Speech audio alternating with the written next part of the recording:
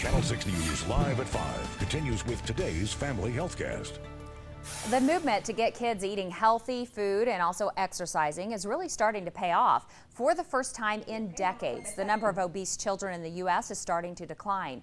Between 2008 and 2011, obesity rates stayed the same or decreased in 40 states and only went up slightly in 3.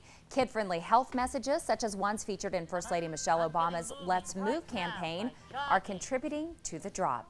Despite signs antioxidants may boost fertility in men, studies do not find a similar benefit for women. Researchers could not find enough evidence to prove or disprove antioxidant supplements acted as a fertility booster.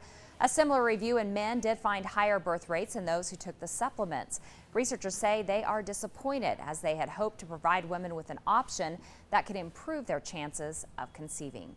Well, this time of year, there can be a dangerous combination: hot weather and young athletes practicing in it. If we are not careful, it can turn serious. In this month's HealthCheck report, Serese Cole tells us what students need to do to stay safe in the heat. These Fremont high sprinters know what laps around the track this time of year can do. Can really tire you out and you're sweating and you're dripping. You kind of feel lightheaded sometimes. It just gets really hot.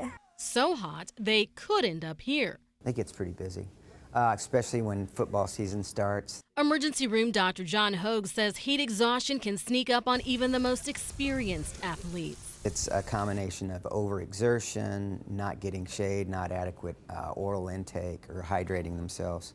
And helmets and pads don't help. The more gear you have on, the harder it is to cool down. That's why it's important to know and pay attention to the warning signs. Feeling weak, dizzy, sick to the stomach, sweating heavily, or even a fast heartbeat, they're all signs you could have heat exhaustion.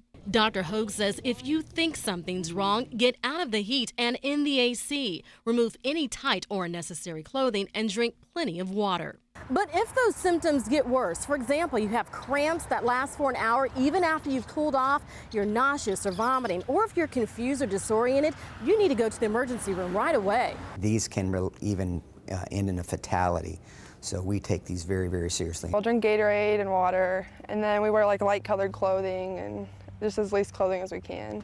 Good ways to make sure their summer training stays on track. In Fremont with Gary Smolin, Serese Cole, Channel 6 News. Staying hydrated is key. Water and sports drinks are best every 15 minutes if possible, and avoid caffeine that only dehydrates you. Finally, pay attention to your meteorologist. When they issue a heat warning or advisory, take extra precaution. Greg agrees.